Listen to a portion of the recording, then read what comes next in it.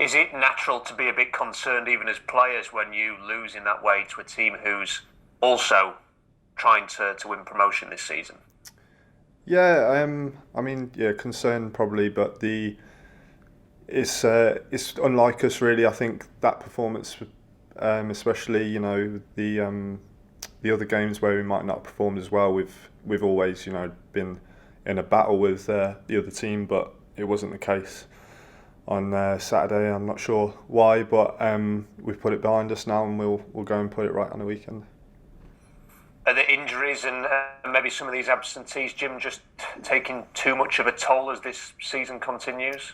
No, I don't think so. The injuries have been horrendous for us. Not only the amount of them, but to the calibre of player. The obvious ones are there, but we've been through a lot as a squad this whole season. So I've got no doubt in my mind that we'll, like I said before, get back on it and see out the rest of the season. We've got some great games to go and see what we're really about now. Have you just got to make sure that you're in the top seven and don't miss out completely? Is that really the key here, given that the top three is becoming a bigger and bigger challenge now? I don't. Yeah, I think so. But we're not seeing it as that. We're not worried about where are we going to finish seventh or anything like that. I think once you start worrying about finishing seventh, you're going to put yourself in trouble. So we're still trying to keep in touch with the people ahead of us, and that's the mentality we've got to have. And hopefully, that will be enough come the end of the season to get us in the playoff position. And in order to finish strongly, how does the team find more goals from other areas of the team? That seems to be one thing that could really drive you on and maybe has been missing. Yeah, that's why the strikers get paid the best money, because it's the hardest thing to do. It's obvious we've missed cabs, but like you say, we have to chip in a lot more as a team. The changing system has obviously taken some time to adjust to, but I think we're getting in touch with it. And yeah, there's nobody in there who's not trying their best. So we're all putting as much hard work in as we can, and all we can do is keep doing that, and hopefully it will get us the rewards on the weekend and the games coming up. Did the Grimsby game come as a bit of a surprise, really? Was there anything that indicated that like a result like that may happen, or is it really sort of caught you all off guard? Yeah, I think it is a surprise because we've felt like the best team in every game we've played, I think, this season. Without being arrogant, I think you do have to have that mentality to be a top team. And other than the second half against Wrexham here, I think it was a bit of a shocker. And to be fair to them, they played very well. But I think we gave them the opportunity to play as well as they did. But yeah, these things happen in football, and if you go through our performances throughout the season, we've done really well in periods, and this is probably our toughest period at the moment. But we'll come through it. What kind of a game can you expect on Saturday? Another difficult one. They're all difficult. I think the first time we played these, it was at home, and I was on loan at the time, but I remember coming back, and I think it was like the second or third game in the season, and the boys were saying that these are a really good team that pass the ball. And if you look through the season, we've struggled against teams in that sort of pocket in the league, where they're probably bottom half of the table, but pushing to get into the top half. So it's a big test for us to see what we're about. But I think we've put a few things right on the training ground this week, and you'll see a team that we're used to watching more than on the weekend. Cheers, Jim. All the best. Thank you. Cheers. Good morning, Jim. Morning. How frustrating has it been for you to miss the last two games due to suspension? Yeah, I'm the worst for it. I really don't like not being involved. But it's my own fault. I got some really silly yellow cards. Not just the Altrincham one, but building up to that game, I couldn't believe how quick I'd picked them up. So it was on my own head that happened. But at the same time, on reflection, I think myself personally, I've not played for a couple of years before coming back in. I played a lot of games this season for myself, and it's actually done me quite well, having a little break. So I feel fresh now, ready for tomorrow. Yeah, I think you got booked something like 5 or 6 times in 8 matches. Yeah. Was there a particular reason for that? I've got no idea. No, I'm not. I wouldn't say I'm the best behaved on the pitch, but yeah, I think Bucky said to me, "You're close to getting banned, and this is going to be a 2-game one." And I was like, "What?" I don't know how that had come about. But I've taken some yellow cards that were yellow cards, and then some yellow cards where you think, "Come on, it's a bit harsh," but it's just part of it, and I'm just glad to be back now. At the same time, 10 yellow cards in, I think the cut-off point for the season is 37 matches. That does seem quite harsh as well. Would you agree? Yeah, it is a bit, especially in this league, but what can you do? Not going to change it, but I think the worst thing is about it that I thought was if you don't get the 5 yellow cards at the start of the cut-off point, and then you get 10 in the second, I still feel that should be a 1-game ban, not a 2. But that's just my opinion. So. Absolutely.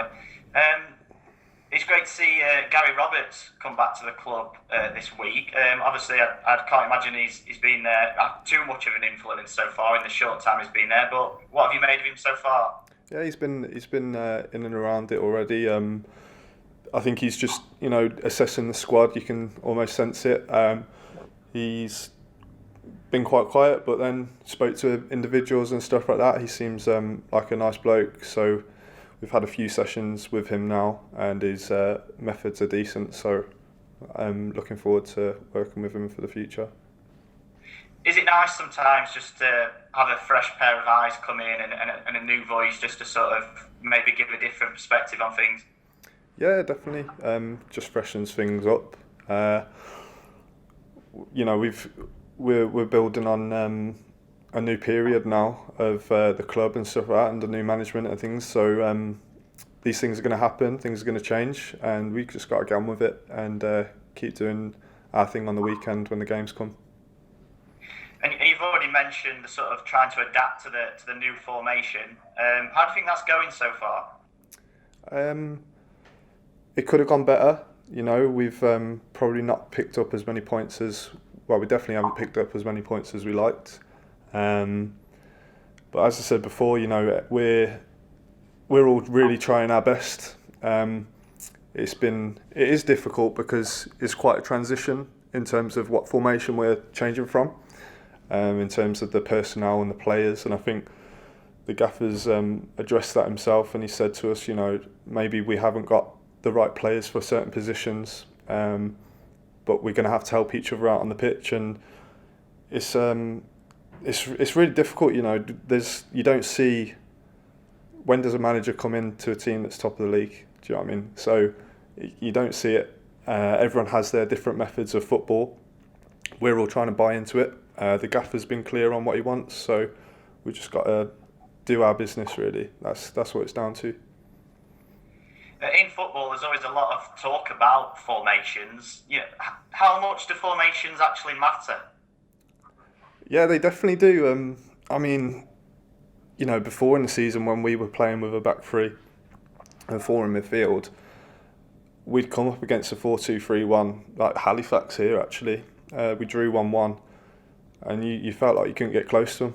So, but then, in the second half, we went more direct and completely dominated the second half, whereas the first half they popped us off the pitch. So these things happen, but you've got to work it out in the game as you're going on. Speak to the lads who you're playing alongside, and I think there's enough experience in there to work out the formations and how we're going to hurt teams. So it does have a factor, but I believe we can manage anything. So. What's the key, do you think, to really nailing this formation and to really getting it down to what Paul Cook wants? It's difficult. It's difficult to say. You know, as I said before, we've got 3 fullbacks now who are fit. So Kingy, Witts, and Calvin. They're all really attacking fullbacks, and they've had license to go and do what they want in the back 3. Whereas now they've got more responsibility. So that's just one position. And you've got the likes of the winger positions and stuff. So there's, as I said, there's players who aren't natural to those positions, but we're trying to help as much as we can and do it. And I think you'll see on the weekend what we've been working on this week.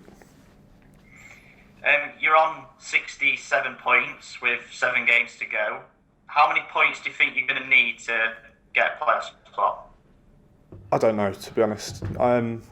Not even. I don't think it's in anyone's mind at all. Our focus is Wealdstone tomorrow, picking up 3 points, and then we'll be 3 points better off than we were today.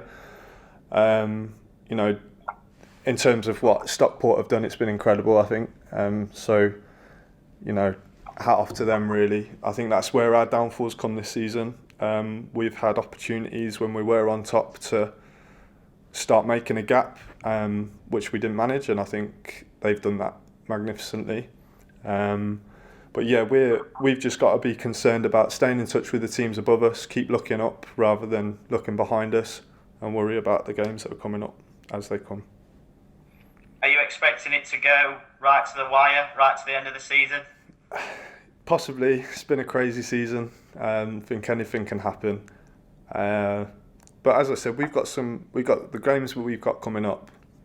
We've got a mix of absolutely everything. So whatever happens, it will put us in good stead for the playoffs when we get there. Just finally, this is a bit of a random one, but your surname, is that German? Yeah, it is. Yeah, I'm half German. So my dad's full German. Yeah. So did you grow up over there, or? No. I was born here. Lived in London, and then moved up to Birmingham when I was about 7. So I've never been there, but I've still got the German blood.